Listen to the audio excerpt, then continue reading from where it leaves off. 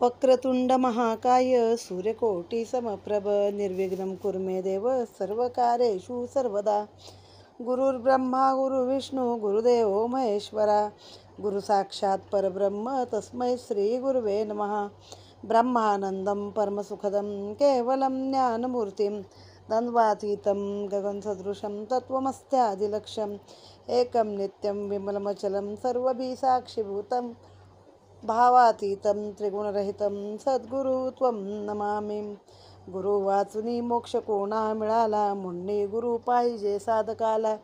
गुरुचे घराणे असावे समर्थ, म्हणा नित्य जय जय रघुवीर समर्थ।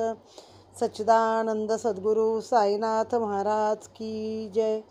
आता आपण पाहत आहोत श्री साई सचरित अध्याय 9। श्री गणेशाय नमः, श्री सरस्वते नमः, श्री गुरुभ्यो नमः, श्री कुलदैवताय नमः, श्री सीतारामचंद्राभ्यां नमः, श्री सद्गुरु साईनाथाय नमः। आता पूर्व कथानुसंधान न होता बाबांचे अनुज्ञापन। भक्त निज ठाया जाता परतोन, कैसे ते क्षीण पावत। तैसेच बाबा भिक्षवृत्ती अनिर्णांत जी सेविली होती, ती पंचसुनादी पापनिवृत्ती कल्याणार्थी भक्तांच्या। जैसे अब्रह्मस्थावरांत साईच सर्वत्र अनिश्चित, साईच होनी कृपावंत भूती भगवंत हे ठसवी। म्हणून सकळ श्रोतेजन प्रार्थितो मी श्रवणावधान, सादर परिसता या कथा पावन कृतकल्याण पावाल। शिर्डीच्या यात्रेचे हे एक लक्षण, बाबांची अनुज्ञा झाल्याविण यात्रेकरू परतता जाण, करीतो आमंत्रण विघ्नाते। एकदा आज्ञा होता, शिर्डीत येईना क्षण वसता, वसता चढेल ती विघ्न माता, अनुभव समजता आहेत। आज्ञेबाहेर जे जे वागले, तयांचे वाटेत हाल झाले। किती एकास चोरांनी लुटले, स्मरण राहिले जन्माचे। भाकर तुकडा खाऊन जा म्हणता, कोणीच उपाशी घाईने निघता, गाडीने मिळता उपाशी रखडता, ऐसेही भक्त पाहिले। एकदा पाटील तात्या कोते कोपरगावात चालले होते, आठवड्याचा बाजार तेथे, येथे झाले मशिदी। टांगा ठरविला उभा करून, घेतले बाबांचे दर्शन, चरणवंदिले येतो म्हणून, हे आज्ञापिन मी शिकेले। भक्त करोन टाळाटाळ, बाबा जाणत वेळ अवेळ, पाहून तात्या उतावीळ, म्हणती आंमळ थांबावे। राहू दे होईल बाजार, जाऊ नको गावाबाहेर, परी पाहून तात्यांचा आग्रह फार, म्हणाले बरोबर श्यामाने। काय श्याम्याचे आहे कारण, केले तया आज्ञेचे अवगणन। बैसले तात्या टांग्यात जाऊन, बाजारा लागून चालले। दोहो घोड्यात एक चपळ, रुपये 300चे पाठवळ, सावळ विहीर येता जवळ, अति उच्छृंखल चालले। कधी न खाणारा चाबूक फटका, बाजारा जाणारा न भरता घटका, घोडा पडला कमरेत लटका, भरला टचका एकाएकी। कैचा बाजार कैसे काय, तात्यास आठवली साई माय, वेळ ऐकतो टळता पाय, नाही उपाय गत गोष्टी। ऐसेच एकदा आणिक घडले, तात्या कोल्हार गावा निघाले, टांगा जोडून पुसाया आले, वंदिली पावले बाबांची। आता जाऊन येतो म्हणाले, पूर्णानुमोदन नव्हते मिळाले, तथापि तात्या तैसेच निघाले। परिसा वर्तले पुढे काय, टांगा आधीच त्या भिरक्याचा, बेफाम भरदा उधळला साचा, पाहिन वाट खळगे खाचा, जीवावरचा प्रसंग। असो तो साई कृपेने टळला, टांगा बाबडीवर आदळला, बरे झाले तेथेच मोडला, दगा वटावला पुढील। ऐसेच एक मुंबापुरस्त, आंगल भौम थोर ग्रस्त, मनी धरून काही हेत, आला दर्शनार्थ साईच्या। होता चांदोरकरांचा वशिला, पत्र लाविले माधवरावाला, तंबू एक मागून घेतला, निवास लादला सुखाचा। बाबाची या इच्छेविरुद्ध, म्हणेल कोणी चढेल मशिद, परतेन दर्शन घेऊन स्वच्छंद, अशक्य हे प्रसिद्ध सर्वत्र। यत्न केला 3 वेळा, मशिदीशी चढावयाला, परतो सर्व निर्फळ गेला, पाहुणा हिरमुसला मनात। इच्छा होती तयाच्या मनी, मशिदीत वरती जाऊनी, वंदावे बाबास गुडघे टेकोनी, हस्तचुंबुनी बैसावे. इच्छा तयाची ऐसी, परी बाबाने येऊ देत तयासी. मशिदीत बैसावयासी, आपुले पाशी ते दवा. खालीच सभा मंडपी असावे, तेथेची पाहिजे तरी बैसावे. दर्शन घेऊन तेथून दर्शन घ्यावे, परीने यावे वर तेणे. असो पुढे तो निघे जावया, अंगणी आला निरोप घ्यावया. जाशील उदयिक म्हणती तया, गाही कासया ही तुकी. लोकही बहुत कथले, नाना परी तया विनविले. परवानगी न घेता जे गेले, बहु पस्तावले म्हणोनी. होणारा पुढे काही नचले, नाही तयाच्या मनात ते पटले. परवानगी विरहित निघाले, हाल झाले मार्गात. गाडी आरंभी नीट चालली, पुढे घोड्यांनी वाट सोडली. साऊळ विहीर मात्र ओलांडली, तो पुढे आली बायसिकल. ग्रस्त होता मागे बैसला, पुढे तांगा एकाएकी चमकला. तोल जाऊन तैसा चिकलतला, मागे उलंडला मार्गात. मत प्रयासे तांगा थांबविला, ग्रस्त घसरत घसरत गेला. मग उतरून तांग्यात बैसविला, तांगा हाकेला पुढारा. शिर्डी राहिली एकीकडे, मुंबई राहिली दुसरीकडे. कोपरगावी हॉस्पिटल जिकडे, तांगा मग तिकडे घेतला. असो काही दिवस तेत, ग्रस्त पश्चाताप व्यथित. होते अवज्ञा प्रायचित्त, भोक्तृत्व भोगीत पडले ते. असे असंख्य अनुभव आले, लोक सहजची शंकू लागले. बाबाची आज्ञा पाळू सरले, करून धजले अव्वेर. कोण्या गाडीचे चक्र निसटले, कोणाचे ते घोडे थकले. गाड्या चुकले उपाशी राहिले, चुरमुरे फाकिले किती एकी. तिचा आज्ञा जयानी वंदिली, आवेळी ही गाडी साधली. मुसाफिरही सुखाची झाली, आठव राहिली जन्माची. वर्षानुवर्षे भैक्षवृत्ती, ऋतावी का बाबांप्रती. ऐसे आली या कोणाचे चित्ती, शंका निवृत्ती अवधारा. पाहू जाता बाबांचे आचरित, भिक्षाची मागणे तया ते उचित. आनंद देई साधी निजहित, साधी ग्रस्त कर्तव्य. काया वाचा चित्तवित्त, साईपदी जो समर्पित. ऐसा जो साईचा अनन्य भक्त, आवडे अत्यंत साईस. जे जे अन्न पाके आश्रमी, स्वामी तयाचा ग्रस्त आश्रमी. यती आणि ब्रह्मचर्य आश्रमी, त्यासी होमी प्रथमता. न देती आधी तया अन्न अवदान, स्वयग्रस्त जय करी सेवन. आचारू लागे चांद्रायण, शास्त्र निर्बंधन त्रिशुद्धी. यती ब्रह्मचारी या प्रती, निषेधली से पाक निष्पत्ती. ते करू जाता चांद्रायण माती, आदळे निश्चिती तयांच्या. म्हणून तयांची उदरपूर्ती, शास्त्रे निर्विली ग्रस्तांवरती. यती कधीही न उद्यम करती, कराया भरती पोटाची. बाबा नव्हेत ग्रस्त, किंवा नव्हेत वानप्रस्थ. केवळ ब्रह्मचारी बाळसन्यस्त, भिक्षाची प्रशस्त तयासी. अखिल विश्व माझे घर, मीच वासुदेव विश्वंभर. मीच परब्रह्म अक्षर, हा दृढबोध निर्धार जयांचा. भिक्षांनाचा पूर्ण अधिकार, तया विश्वकुटुंबियासीच साचार. इतरांचे विडंबन प्रकार, चव्हाट्यावर पहावे. आधी त्याजावी पुत्रेपणा, मग वित्तेपणा लोकेपणा. जो यशनात्रे निर्मुक्त जाना, तेनेची भिक्षाशना इच्छावे. नातरी भिक्षापात्र अवलंबने, जळो जिनेला जिरवाणे. महाराज तुकोबाचे गाणे, अर्थाविन हे निस्सार. साई समर्थ महान सिद्ध, लहान तोरा तो हे प्रसिद्ध. परी आम्हीच सदा आशाबद्ध, असन्नत सत्पदी. पंचमहायज्ञाविण, ग्रस्तास जे निंद जेवण. ते शिर्डी सरोज पवित्र भोजन, स्वय करवून घे साई. प्रत्येही 5 घरे जाई, अतिथी यज्ञाचे स्मरण देई. भाग्यवान हा लाभ घेई, आपले घेई बैसून. सारुणी आजे पंचमहायज्ञ, अवशिष्टान्न करती सेवन. अज्ञात पंचसूना पापगहन, तयाचे निर्दहन तेनेची. कंडनी चुल्ली पेशणी, उदकुंभी आणि मार्जनी. पंचसूना या नावानी, आहेत जनी प्रसिद्ध. उकळी धान्यदाणा घालुनी, वरी मुसळाचे घाव हाणुनी. तुसा कोंड टाकीती काढुनी, होते न जाणुनी जीव हिसा. पडेल ते धान्य पचनी, प्रयोग तितका झाल्या वाचुनी. म्हणून हे पंचसूनाग्र अग्रणी, पापकंडनी या नाव. चुलीस सरपण लाकडे लाविली, तेने पाक निष्पत्ती झाली. तेथेही नकळत जीव हत्या घडली, त्या नाव चुलली पाप दुर्जे. घेऊन जाते वा जातनी, पिष्ट करता धान्याचे कोणी. नकळत असंख्य जीवाची हानी, होते त्या पेशणी हे नाव. वापी कूप तडागामधुनी, कुंभ घेऊन आणती पाणी. किंवा नरनारी धुताधुनी, असंख्य प्राणी मरतात. साधा वया कुंभ स्वच्छते, घासिता वा उठता हाते. अनिच्छाजी हत्या घडते, पाप चौदे उदक कुंभी. तैसेच शीतोष्ण उदके स्नान, करू जाता सडा संमार्जन. जीव हत्या घडे जो दारुण, मार्जनी जाण त्या नाव. या पंचपाप निर्मुक्तीस, पंचमहायज्ञग्रस्त आश्रमास.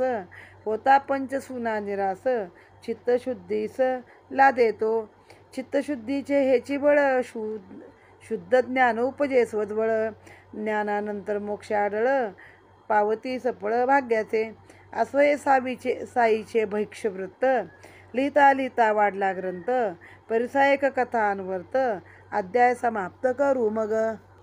नेहमीप्रमाणे अध्यायाच्या सुरुवातीला गणपती, सरस्वती, गुरुदेव, कुलदेवता आणि सीतारामचंद्र यांचं नमन केलंय. मग साईनाथांना नमन केलंय आणि पुढची आता कथा आपण सुरू करत आहे.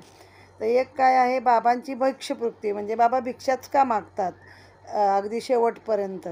आणि पंचसूनादी पापनिवृत्ती म्हणजे अशी काय 5 पापं असतात की जी माणसाच्या हातून घडतात आणि त्याची निवृत्ती ह्या यज्ञातून कशी काय होते. ज्याला ब्रह्मयज्ञ म्हणजे येणाऱ्या सर्वांकडनं गीता पठण किंवा कोणतंही देवाधर्माचं वेदाचं अध्ययन. दुसरं आहे शिर्डीत येणं स्वतःच्या हातून आहे, ते पण स्वतःच्या हातून नाही, बाबा बोलवल्याशिवाय कोणी जात नाही. आणि जाणं पण स्वतःच्या हातात नव्हतं. एखाद्या व्यक्तीला जाऊ नको सांगितलं तरी त्यांनी न ऐकता जबरदस्ती गेले तर त्यांच्या रस्त्याने हाल होत असत, त्यांना चोर लुटत असत, भाकर तुकडा मिळायचा नाही आणि उपाशीत राहावं लागायचं नाही. एखाद्याला आज्ञा ऐकली, बाबा जा जा म्हटलं की क्षणभर पण शिर्डीत थांबायचं नाही, जाऊ नको म्हटलं तर थांबायचं. असे खूप उदाहरणं शिर्डीमध्ये घडली. एकदा तात्या कोते पाटील कोपरगावाला चालले होते. आठवड्याचा बाजार होता. मग त्यांनी तांगा कसा केला, परतीच्या बोलीवर केला. तांगा थांबवला. शिर्डीला येऊन मशिदीत वर चढले, बाबांचे चरण वंदन केले आणि म्हणाले मी निघालो. बाबा म्हणले अरे तात्या एवढा का उतावीळ झालाय, थांब, बाजार काय कुठं जातोय का, होईल नंतर. पण तात्याने फार आग्रह केला, म्हणाले मी जातोच. बाबा म्हणले श्यामाला नाही. तर नाही म्हणे, श्यामाला कशाला नेऊ माझ्यासोबत, असं मनात विचार केला आणि एकटेच गेले. मग आता काय झालं बघा, त्यांचे 2 घोडे होते टांग्याला जोडलेले.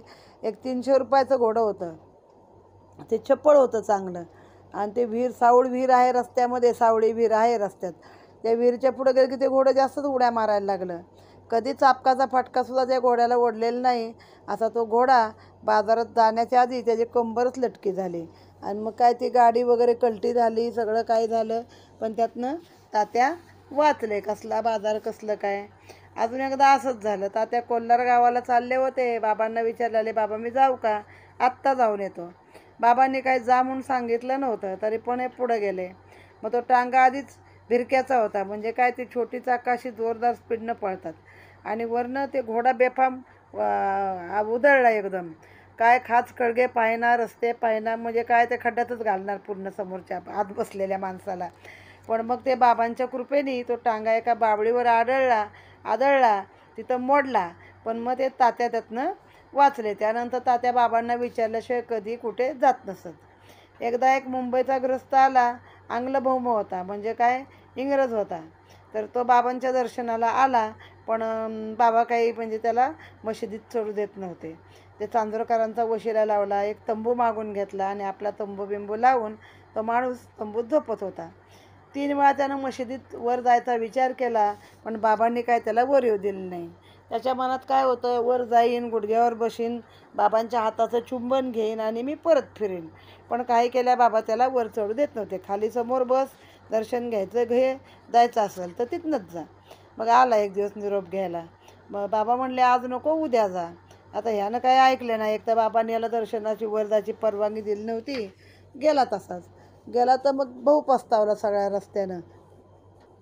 सुरुवातीला टांगा नीट चालत होता, नंतर काय झालं, घोड्याने वाट सोडली, रस्ता सोडला. साऊळ विरवा आणली तर पुढे एक बायसिकल आली. बायसिकलमुळं तो ग्रस्त मागं बसला होता, टांगा एकाएकी थांबला, चमकला आणि तो जाऊन आता स्पीडमधला टांगा आहे तो एका बाजूला कलटी झाला. मग हा पडला माणूस, ह्याला जखम झाल्या, आजारी हे झालं, इंज्युअर्ड झाला. आणि मग काय शिर्डी राहिली एका बाजूला, कोपरगाव राहिलं दुसऱ्या बाजूला. आणि या माणसाला जिथं हॉस्पिटल होतं तिथं जावं लागलं आणि पश्चाताप करत करत बिचाऱ्यानं आपले औषध उपचार करून जे काय भोग होते नशिबाचे ते भोगले. असे अनेक लोकांना अनेक अनुभव आले होते की बाबा जाऊ नका म्हणले तर कुणाचे मध्ये घोडेच थकले, गाडीचं चाकच निघालं, गाड्या चुकल्या, उपास राहिले. आणि ज्यांनी बाबांची आज्ञा मानली त्यांना मात्र उशिरा जाऊनसुद्धा, अवेळी जाऊनसुद्धा गाडी मिळाली आणि त्यांचा सगळा प्रवास सुखाचा झाला. त्याचं इथं उदाहरण दिलं आहे. गाडीला 1.5 तास उशीर होता, मग टांगा पाठवून गावातून आणला. एकदा तात्यासाहेब नुलकरांची आणि भाऊसाहेब दीक्षितांची मंडळी शिर्डीवरून निघणार होती.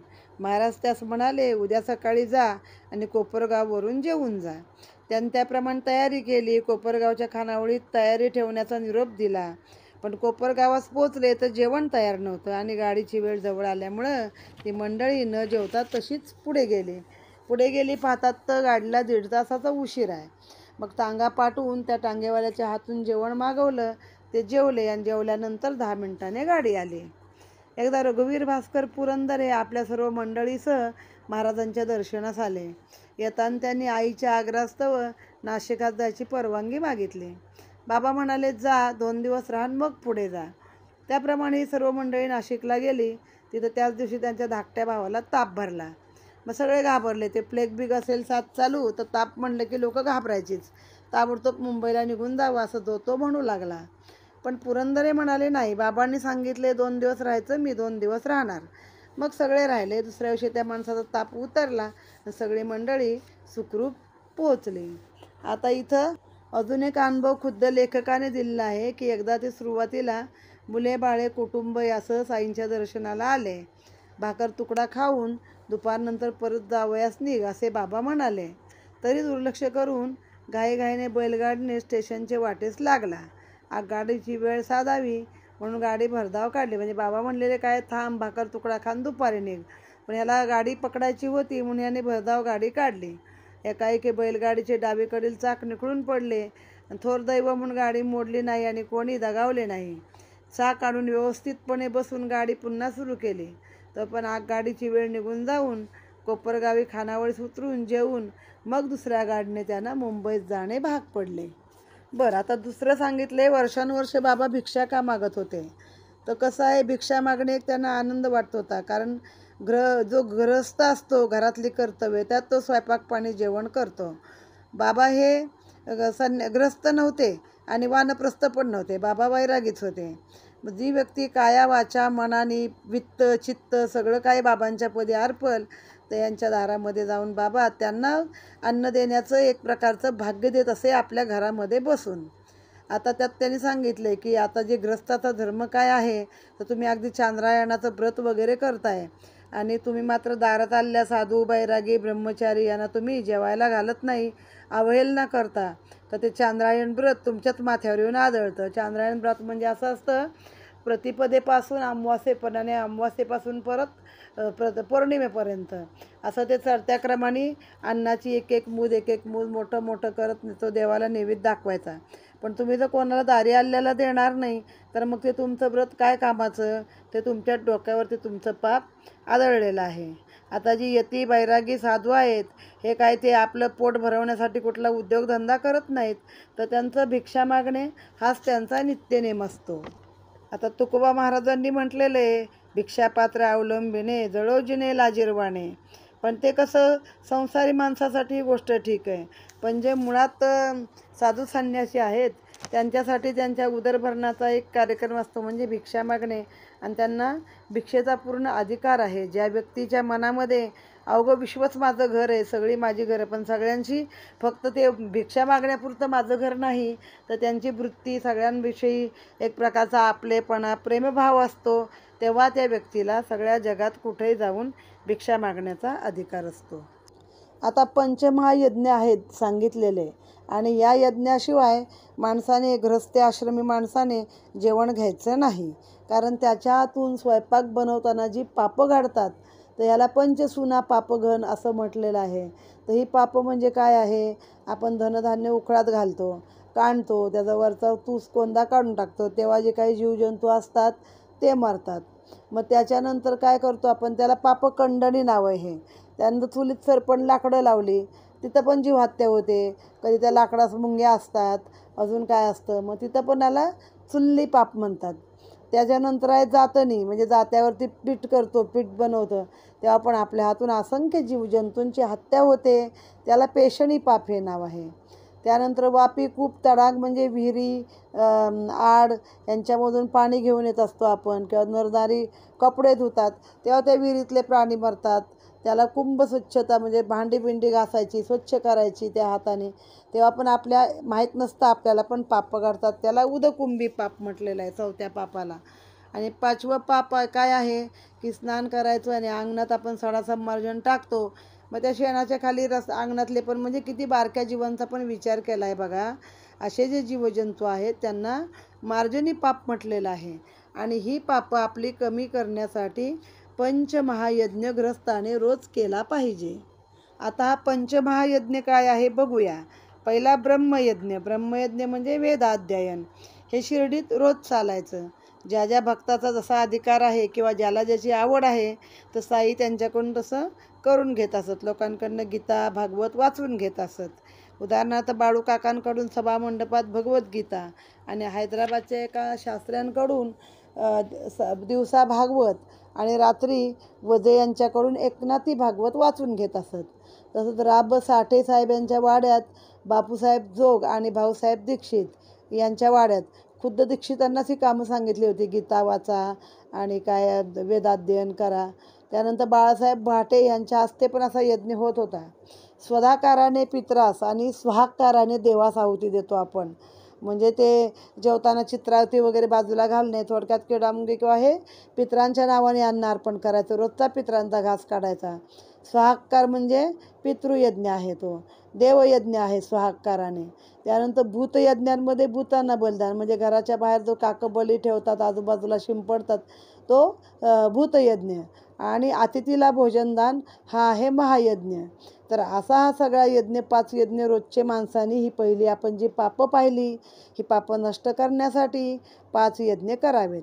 यातला भूतयज्ञ आणि मनुष्ययज्ञ हा लोकांना ह्याचे मिळावं म्हणून बाबा स्वतः 5-7 घरं रोज भिक्षा मागायची, आणि आलेल्या यात्रेकरूंमध्ये इतर अन्नार्थी अतिथींसाठी मध्यान्हकाळी झोळी फिरवायला लावत आणि सगळ्यांच्या जेवणाची बाबा व्यवस्था करीत असत.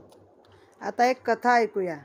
प्रेम असावे मात्र चित्ता, कोणाही सवे काही धाडता, झाली जरी तया विस्मरणता, बाबा न विसरता मागत. असो भाजी भाकर पेडा, भक्तिभाव असावा गाडा, भेटता ऐसा भक्त निधडा, साईस उमडा प्रेमाचा. ती एक प्रेमळ भक्ताची कथा, ऐकता आनंद होईल चित्ता, कोणीही स्वीकृतकारी चुकता, बाबाची रस्ता लावेती. ऐसी एक गोड शिक्षण पद्धती, योग्य वेळी देती जागृती, धन्य भाग्याचे जे हे अनुभवती, आनंद स्थिरती अवर्ण्य. भक्तश्रेष्ठ रामचंद्र नाम, वडील दयांचे आत्माराम, तरखड जयासी उपनाम, विश्रामधाम साई जया. म्हणजे नाव काय त्यांचं? रामचंद्र आत्माराम तरखड हे त्यांचं आडनाव. परिजेने नित्य संबोधन, ते बाबासाहेब तरखड जाण, तेथेची ही पोथी चालवू आपण, नाही कारण या परते.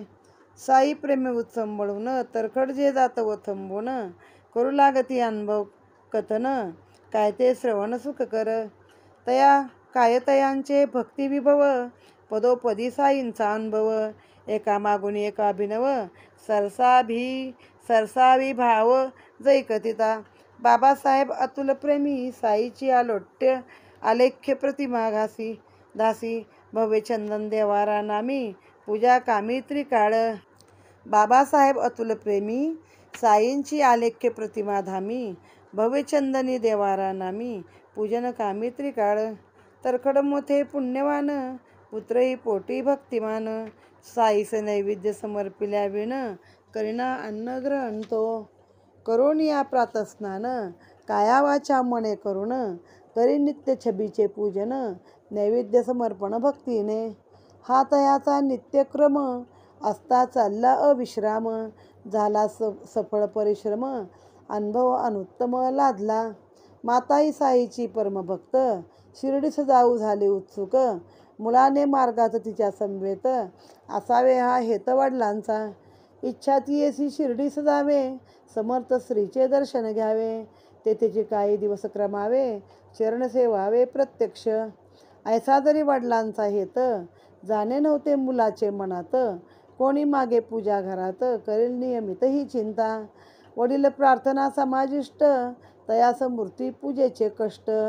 देणे कैसे होईल इष्ट कोडे हे प्रकृष्ट मुलाला. तरी जाणून तयाचे मनोगत चिरंजीव प्रयाणी उद्यत. प्रेम पुरस्पर वडलास विनवित काय ती मात परसावी. साईस नैवेद्य केल्याविण घरी कोणी न अन्न सेवणे. हे इतके मान्य केल्याविणे घडे ना जाणे निश्चिंत. हे मुलाचे नित्यव्रत वडलास होते आधीचा अवगत. जामी करीन नैवेद्य नित्य राही तू निश्चिंत वदविते. आधी न करता साई समर्पण न करू कोणीही अन्नग्रहण. हे ऐक माझे वचन माने प्रमाण न करी अनुमान दास्वस्त. प्राप्त होता हे आश्वासन मुलगा शिर्डीस करी प्रयाण. पुढे उगवता दुसरा दिन करती पूजन तरखडस्वे. बाबासाहेब तरखडानी पूजनारंभीच दुसरे दिनी आलेख्य प्रतिमे सन्मुख येऊनी लोटांगणी प्रार्थियेले. मुलगा जैसी पूजा करी तैसीच बाबा माझी चाकरी. असावी कवाईतन घडावी मजकरी प्रेमांतरी द्या माते. ब्राह्ममूर्ती स्नान करून ऐसे प्रार्थनापूर्वक पूजन तरखड करू लागले प्रतिदिन नैवेद्य समर्पण समवेत. नैवेद्यार्थ शर्कराखंड बाबासाहेब अर्पिताखंड. ऐसा नियम चालला उदंड पडला त्या खंड एकदिनी. व्यवहार व्यापृत अंतःकरण तरखडास नाही राहिले स्मरण. होऊन गेले सर्वांचे भोजन नैवेद्याविण एकदिनी. एका मोठ्या गिरणीवरी तरखड साहेब मुख्य अधिकारी. तदर्थ प्रातःकाळचे प्रहरी जाणे बाहेरी नित्य त्या. पुढे मग दुपार भरता बाहेरून परत येता. पूर्व निवेदित शर्करा प्रसादता भोजनी बैसता पावत जे. ऐसा नियम चालता पडले एकदा विस्मरण चित्ता. राहिली शर्करा खंड निवेदनता प्रसाद ग्रहणता अंतरली. करावया बैसता भोजन शर्करा शेष स्वयंपाकीण. पात्री वाडी अनुदिन तीच जानकी अन्नशुद्धी. परिते दिवशी पूजा समयी होऊन काहीतरी घाई. शर्करा नैवेद्य राहून जाई प्रसाद ठाई पडेना. त्याच वेळी पात्रावरून तरखड अनुतापयुक्त होऊन साई प्रतिमा अभिवंदून साश्रू नयन बोलत. बाबा ही काय माया दाखविली कैसी मजला भूल पडली. कवाईतची मजवरी घडली क्षमा वाहिली मज करा. नवे भूल हे महापाप मी पावलो महद अनुताप. चुकलो मी निस्त्रप व्हावे मज सकृप महाराजा. लोटांगण घातले छबीचे चरणा सखेद गहिवरले अंतःकरणा. म्हणती महाराज दयाघना करिगा करुणा मजवरी. ऐसे वदत मुलास पत्र धाडले होऊना तिलाचार. घडला मजकडणी प्रमाद थोर क्षमा करगा प्रार्थावे. दया कराया अनन्य शरणा ऐशी साईसी भाकावी करुणा. अभय करानी अभय वचना मागावे दीनदासाते. वांद्रे ग्रामी हा प्रकार शिर्डी 100 कोस दूर. तत्काळ तेथे पावली खबर परसाते उद्गार बाबांचे. भूत भविष्य वर्तमान देशकालज्ञ नवच्छिन्न. महाराजासी त्रिकाल ज्ञान पाहते प्रमाण प्रत्यक्ष. इकडे मुलगा शिर्डीस जाता तेच दिनी ते समयी वार्ता. घडली साईस वंदू जाता श्रोता सावधानता परसावी. मुलगा येऊन अति उल्हासता आई समवेत चरण वंदिता. साई जे आईस वदले ते परिसता पावला विस्मित तो अत्यंत. काय करावे आई आज गेलो मी वांद्र्यास जैसा रोज. नाही खावया पावया पेज उपाशी मज यावे लागले. कैसा पहा ऋणानुबंध कवाड होते जरी बंद. तरी मी प्रवेशलो स्वच्छंद कोण प्रतिबंध मज करी. मालक नाही मिळाला घरी आतडी माझी कळकळली भारी. तैसाच मी अन्नाविण माघारी भर दुपारी परतलो. ऐसे हे बोल जेव्हा परिसले, चिरंजीवानी तात्काळ ताडले. आपले वडील बहुधा विसरले, दावा या चुकले नैवेद्य. मुलगा बाबासी करी विनंती, मजला जाऊ द्या घराप्रती. बाबा तयास जाऊन देती, तेथेची घेती ते पूजा. त्याच दिवशी शिर्डीहून धाडले सविस्तर पत्र लिहून, वितळले वडिलांचे अंतःकरण. पत्र ते वाचून पाहता, इकडील पत्र तिकडे पावले. मुलालाही आश्चर्य वाटले, त्याच्याही नयनी दाटले. अश्रू लागले व्हावया. पहा कैसा हा साईंचा खेळ, कैसेन प्रेम उचंबळेल. ऐसा कोण पाषाण असेल, जो न द्रवेल येणेनी. याच मुलाची प्रेमळ आई, शिर्डी साचता एके समयी. करत अनुग्रह बाबा साई, ती नवलाई परिसीजे. असता तेथे भोजनागारी, पात्रे वाढून झाली तयारी. इतक्यात एक श्वानद्वारी, भुकेले दुपारी पातले. भाकर होती जी पात्रावर, श्वानास बाई जो घाली चतकुर. तो चिखलात माखला सुकर, तेथेची शुधातूर पातला. वार्ता घडली स्वाभाविकपणी, नाही बाईच्या ध्यानी मनी. पण दुपारी आपण होऊनी, तीच साईनी काढली. दुपारी भोजन झाल्यावर, मशिदीत नित्यक्रमानुसार. बाई येऊनी बैसता दूर, साई सादर पुसती. आई त्वा मज जेवू घातले, तेने हे आकंठ पोट भरले. होते हे प्राण व्याकुळ झाले, ते तृप्त केले घेतवा. ऐसेच करत जावे नित्य, हेच कामी येईल सत्य. मशीच बैसून मी असत्य, बोलेन हे त्रिसत्य घडेना. ऐसीच माझी दया जाणावी, भुकेल्या भाकर आधी द्यावी. आपल्या पोटानंतर खावी, धरावे जीवी हे नीट. काय वदले ते साई समर्थ, बाईस काहीच कळेना अर्थ. काय असावा की भावार्थ, वाणी निरर्थक नव्हे कदा. म्हणे मी तुम्हास वाढीन ऐसे, घडावे तरी मज करी कैसे. मीच परतंत्र देऊनी पैसे, मिळाले ते खातसे. सेवोनिया ती प्रेमाची भाकर, झालो मी तृप्त निर्भर. अजून मजला येती ढेकर, बाबा प्रतिउत्तर करतात. तू जेऊ बैसता द्वारी येता, पोटी क्षुदेची दया व्याकुळता. त्वा देखिले त्या श्वाना औचिता, मज एकात्मता तयासवे. तैसी सर्वांगी माखिला चिखलासी, देखले त्वा जया सुकरासी. भुकेले व्याकुळ झाले तयासी, माझी तयासी एकात्मता. ऐसी ऐकून बाबांची वचनोक्ती, बाई पावली विस्मय चित्ती. श्वाने सुकर मांजरे बावरती, बाबाची काय ती समस्त. कधी मी न श्वान कधी सुकर, कधी मी गाई कधी मांजर. कधी मुंगी माशी जलचर, ऐसिया विचरत रूपे मी. पाही भूता मात्री जो मज, तोची माझी या प्रीतीचा समज. तरी तू भेदबुद्धीने तेज, ऐसेची भज मज लागे. वचन नव्हे ते परमामृत, सेवनी बाई सद्गदित. नेत्र आनंद अश्रुभरित, कंठ दाटत बाष्पाचा. आता बाबांची वृत्ती कशी आहे, कोणाची भाजी भाकर असू दे, नाही तर कोणाचा पेढा असू दे.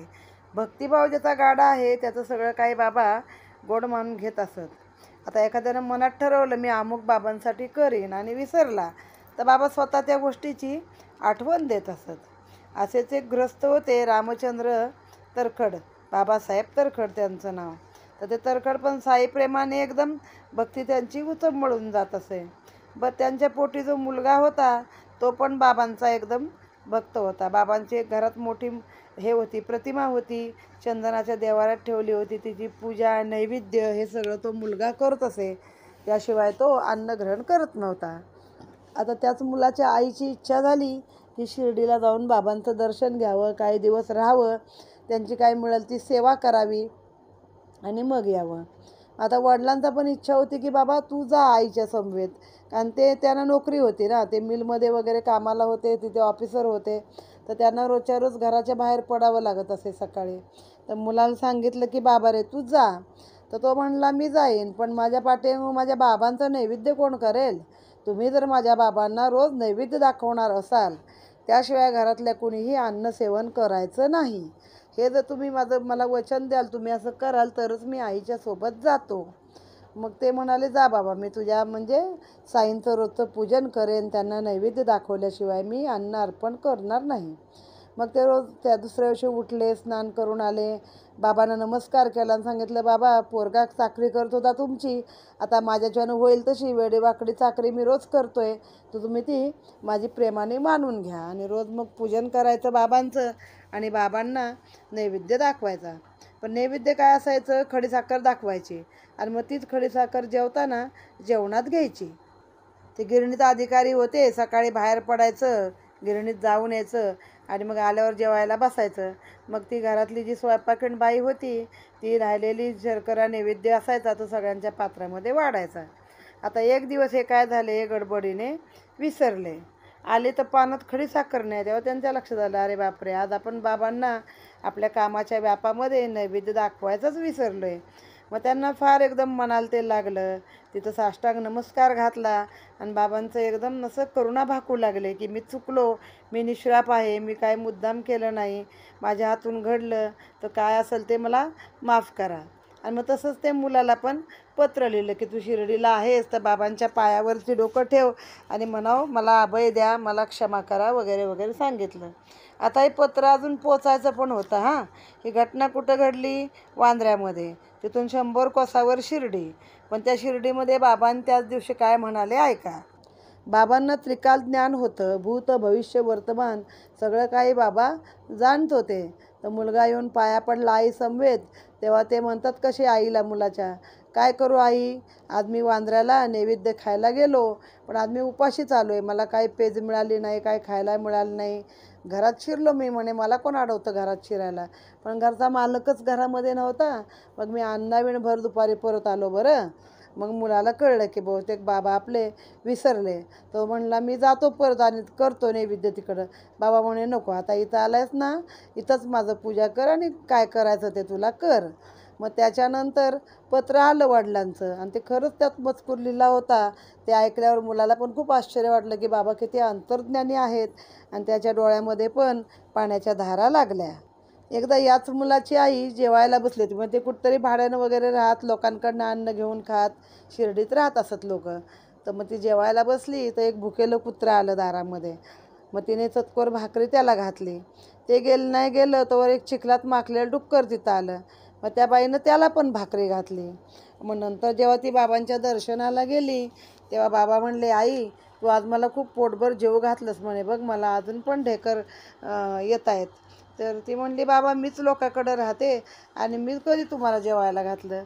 बाबा म्हणले, बघ या मशिदीत बसून मी असत्य बोलत नाही, तुम्हाला आज तृप्त केलं. ते म्हणलं, बाबा मीच लोकांकडनं घेऊन खाते विकत, तर मी तुम्हाला कधी घातलं. मग म्हणे तू जेव्हा जेवायला बसली होतीस तेव्हा एक पहिलं भुकेलं कुत्रा आला, मग त्याला तू भाकर खाऊ घातलीस. त्याच्यानंतर एक सुकर आलं, डुक्कर आलं, त्याला तू खाऊ घातलं. म्हणजे त्यांच्या आत्म्याशी माझा आत्मा तादात्म्य पावलेला आहे. थोडक्यात म्हणतात ना, सर्वाठाई भूतात्मासारखा आहे किंवा आत्मारामसारखा आहे, आत्मासारखा आहे. तर हे इथं उदाहरण दिले. मग ते आपलं दिसलं कुत्रं की मार त्याला, हाकलून दे. तर हे न करता सगळ्या जीवांना बाबा म्हटले तुम्ही खाऊ घाला, किडामुंगीपासून सगळ्याला. तर आपल्या तर धर्मात लिहिलेलंच आहे बघा. आपण चित्रावती घालतो जेवताना, ती कशासाठी असते, बाजूची किडामुंगी खावी, ताटामध्ये येऊ नये. मग माशी, जलचर, मासे, कुत्री, मांजरं सगळ्यांना जेव्हा तुम्ही तृप्त कराल तर सगळ्या भूतमात्री तो एकच आत्मा आहे, तो मीच आहे, असं साईंनी एक प्रकारे इथं दृष्टांत दिलेला आहे.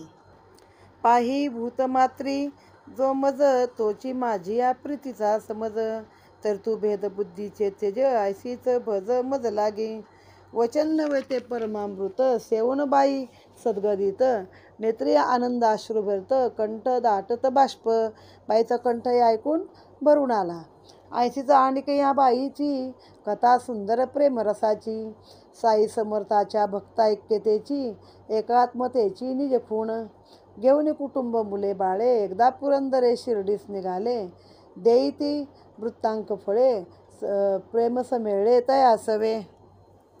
विनवी तयाचे कुटुंबास, भरत एकाचे करी बाबास. दुजियाचा तळून काचऱ्या खरपूस, वाडी भाऊ असतया ते. बरे म्हणून ती वांगी घेतली, बाई जेव्हा शिर्डीस पातली. आरतीसा पाठी भोजन वेळी, घेऊन गेली भरीत. नित्याप्रमाणे नैवेद्य दावुनी बाई गेली ताट घेऊनी. सर्वाचे नैवेद्य गोळा करूनी बाबा भोजनी बैसले. भरताची चव चाखिता लागले रुचकर वाटले समजता. काचऱ्या सवे खावे वाटले चित्ता. वरती आता आणा त्या. निरोप गेला राधाकृष्णीस. बाबा खोळंबले जेवावयास. काचऱ्यावरी गेले मानस. करावे काय उमजेना. हंगाम नाही हा वांग्याचा. आता हा पदार्थ होणार कैचा. शोध पुरंदराचे कुटुंबाचा. आणिक भरताचा चालला. तिने आणले जे ताट. भरत होते तो तयात. असतील तिच्या सामुग्रीत वांगी कदाचित वाटले. म्हणून तिचे पासे पुसता. कळली काचऱ्याची अनवर्थता. एवढे बाबांचे प्रेम का त्या करता. चुकले समजता कळून. बाई म्हणे भरत झाले. एकाचे दुपारी अर्पण झाले. काचऱ्याने मागावून म्हटले. दुसरे ते चिरले तदर्थ. पुढेही वांग्याची समूळ वार्ता. हळूहळू जई कळली समजता. जो तो आश्चर्य करे चित्ता. त्याहून व्यापकता साईंची. आणखीन एकदा डिसेंबर मासी सन 1915 वर्षी याच बाईने अतिप्रेमेसी पेढा बाबासी पाठविला. बाळाराम परलोकवासी क्रियाकर्मांतर करावयासी. मुलास त्याच्या जाणे शिर्डीसी पुसावयासी पातला. जातो म्हणून सांगावयासी. आला मुलगा तर खडांपासी. तया सवे काही बाबासी द्यावे मनात कुटुंबाच्या. पेढ्या वाचून दुसरे काही पाहू जाता घरात नाही. आधीच निवेदित पेढा तोही मुलास घाई जाण्याची. शिवाय तो मुलगा सुतकी पेढाई एक उच्छिष्ट शिल्लकी. तोची पाठवी तया सवे की साई मुखी अर्पावया. म्हणे दुसरे काही नाही हाची आता घेऊन जाई. प्रेम पुरस्पर हाची देई खातील साई आवडीने. पेढा गोविंदजीने नेला. परतो जेव्हा दर्शनार्थ गेला. पेढा बिराडी विसरून राहिला. धीरतही धरला बाबांनी. पुढे जेव्हा तिसरे प्रहरी मुलगा पुनश्च आला दरबारी. तेव्हा विसरला पूर्वीच्या परी. आला रिक्त करी मशिदीस. त्वा बोधसाठी काय आणिले. बाबांनी त्यास पुसून पाहिले. काही नाही म्हणता पुसले. स्मरण दिदले लव मात्र. तुला कोणी काही वस्त दिदली नाही का मद प्रित्यर्थ. नाही म्हणता साई सबर्थ. प्रश्न स्पष्टार्थ पुसिती. अरे घराहून निघते वेळी. नाही का दिदला तुझ्या जवळी. खाऊ आईने प्रेम समेळी. तेव्हा मग झाली आठवण. झाला अति लज्जायमान.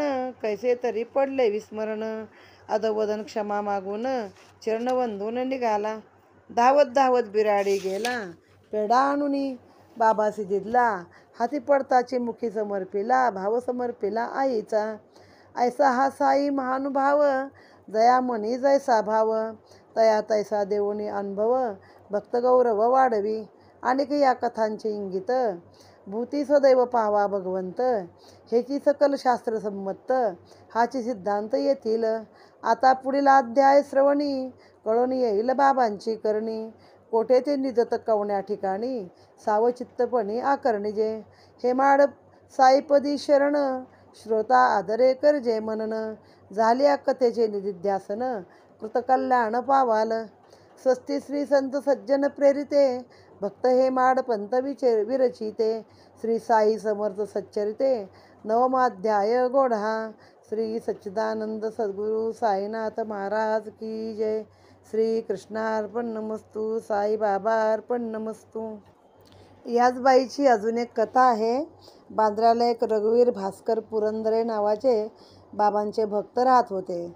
मग ते शिर्डीला निघाले तर या बाईने 2 वांगे दिली त्यांच्यासोबत आणि म्हणाली एकाचं बाबांना भरीत करून घाला आणि दुसऱ्याच्या काचऱ्या खरपूस करा आणि बाबांना आवडतील त्यांना द्या.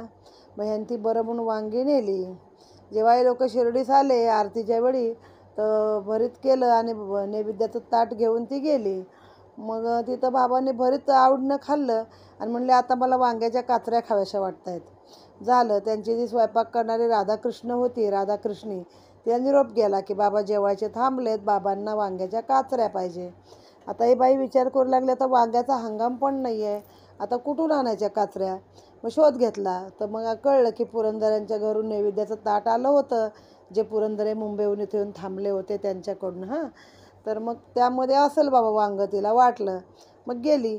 मग विचारलं की बाबांना काचऱ्या पाहिजेत, तुमचं वांगं देता का? तेव्हा ती म्हणाली, अहो निरोप दिला होता त्या बाईंनी, एकाचं भरीत कर एकाच्या काचऱ्या कर. आता मी दुपारच्या नैवेद्यात भरीत दिलं आणि संध्याकाळी काचऱ्या करून पाठवीन म्हटलं होतं. मग अशी ही गोष्ट सर्वांना कळली आणि सर्वांना आश्चर्य वाटलं की तिकडे वांद्र्याला या बाईंनी निरोप दिला, तो बाबांना इथून कसा काय कळला. असंच एकदा 1915 साली 15च्या वर्षी या बाईचं अजून एक प्रेमाची गोष्ट बाबांवरची ऐकूया. आता ते बाळाराम मानकर नावाचे एक बाबांचे भक्त होते. तर ते परलोकवासी झाले. तर त्यांचे क्रियाकर्म झाल्यावरती किंवा क्रियाकर्म करण्यासाठीच त्याला शिर्डीला जायचं होतं सगळं. म्हणजे बाबांवर एवढी भक्ती होती की जे काय आहे ते बाबांच्या तिथं. मग जाता जाता तरकडांच्या घरी निरोप द्यायला आला की मी चाललो आता बाबांना भेटायला. आता बाबांना काय द्यावं, त्या बाईच्या मनात होतं बाबांना पेढा द्यायचा आहे. घरात एकच पेढा होता शिळा, म्हणजे कधीतरी घरात पेढे आणले होते, बाकीचे खाल्ले गेले होते आणि एकच पेढा होता शिल्लक, बाकी काही नव्हतं दुसरा आत्ता पाठवायला. मग तो खरं तर शिळा पेढा किंवा उष्टा एक प्रकारे या लोकांनी खाल्लेला, पण तिनं प्रेमाने पाठवला. म्हणली नाही, बाबांना माझा पेढा आवडेल, बाबा खातील.